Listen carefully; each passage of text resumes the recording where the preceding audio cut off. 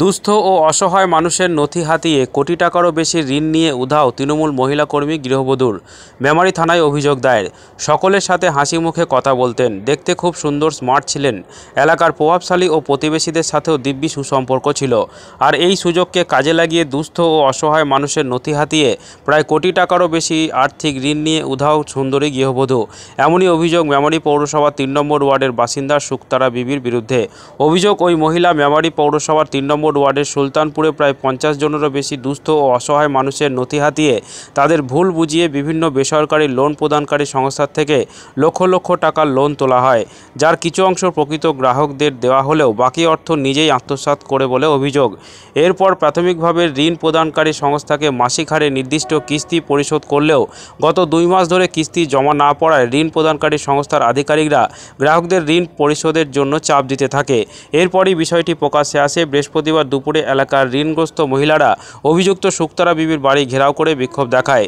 যদিও শুক্তারা বিবি ও তার স্বামী শেখ হানিফের সাথে যোগাযোগ করা হলেও তারা ফোন ধরেননি। এই মর্মে বৃহস্পতিবার রাতে মেমারি থানায় শুক্তারা বিবির বিরুদ্ধে অভিযোগ দায়ের করেন প্রতারিত হওয়া মহিলারা। অভিযোগের ভিত্তিতে তদন্ত শুরু করেছে মেমারি থানার পুলিশ। প্রশ্ন উঠেছে, কার মদতে দুস্থ ও অসহায় মানুষের নথি হাতিয়ে এমন দুর্নীতি করলেন? কোন রহস্য রয়েছে এর পেছনে?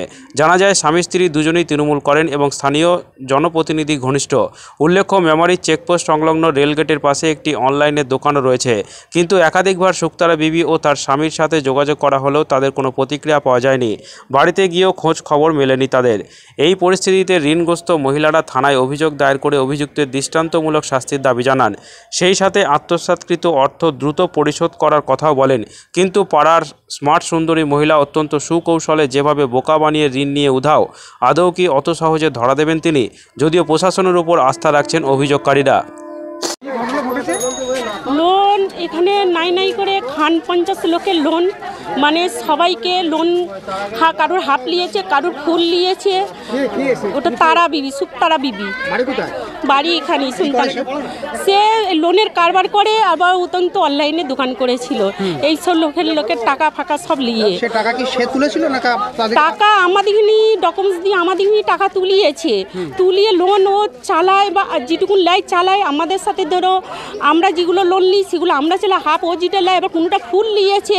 কারোর কাছ থেকে টাকা এরকম ধার আমাদের যৌথ করে দিয়ে টাকা। আপনি আপনার ডকুমেন্টসে টাকাটা তুললেন, সেই টাকাটা কি তাকে দিয়েছিলেন? হ্যাঁ, ও টাকা নিয়েছে। টাকাটা কেন দিয়েছি? টাকাটা আমাদের ধরুন ওর দরকার পড়েছে আমাদের বাড়ির কাছে, ভাবি আমাদেরকে এই টাকাটা আমি তুলে দেন, আমার এটা তুলে দাও না, আমি তোমার কিছুদিন পর টাকাটা ফেরত দেবো, তুমি লোনটা চাবে কি, হয়তো তোমার যে কদিনটা আমি তোমার টাকাটা দিচ্ছি না, আমি তোমার লোনটা চালিয়ে দিচ্ছি। এইরকম করে লোনেতে ভাগেতে করতে করতে নাইকে খান আমার কাছে খান সাথে লোনেতে জড়িয়ে গেছে। এই হালেতেই। কত টাকা সেটা? একটা আছে প্রায় 1,90,000 আছে, আবার একটা 70 আছে, একটা 40 আছে, একটা 30 আছে, একটা। হ্যাঁ, এইগুলো আমার লোন। এইগুলো থেকে ও সব ঘাবলা করে নিয়ে এসেছে। এরকম নায়িকা প্রায় 50 লোক আছে। কোন এলাকাটা? এই সুলতানপুর, এই মাথা থেকে একবার রেলগেট পাড়া অবধি। কত টাকা হবে বলেন? আমি তো ওটা 1 কোটি পেরিয়ে গেছে। কি চাইছেন আপনারা? আমরা চাইছি এর একটা সিস্টেম বার করতে, কিছু হাল একটা। আমরা লোন না নেই বলেই তো এই ঝামেলাটা হচ্ছে। ও তো পালিয়ে গেছে এখান থেকে, নেই। আচ্ছা, বাড়িতে কেউ নেই? না, বাড়িতেও কেউ নেই। এখন হাজবেন্ড আসছে, ছেলে। না, আমরা এটা এখনো জানাইনি সেরকম। পুলিশের সঙ্গে কথা বলেছেন? হ্যাঁ, এনারা তো পার্টির সাথে কথা হয়েছে, এখনো পুলিশের সাথে কোনো কথা হয়নি। আমাদের যেই লোনগুলো নিয়েছে, লোনগুলো তো সিস্টেম বার করতে আমাদের তো এত তো ক্ষমতা নেই যে আমরা লোন টানবো। আপনার নামটা একবার বলুন। রাবিয়া বিবি।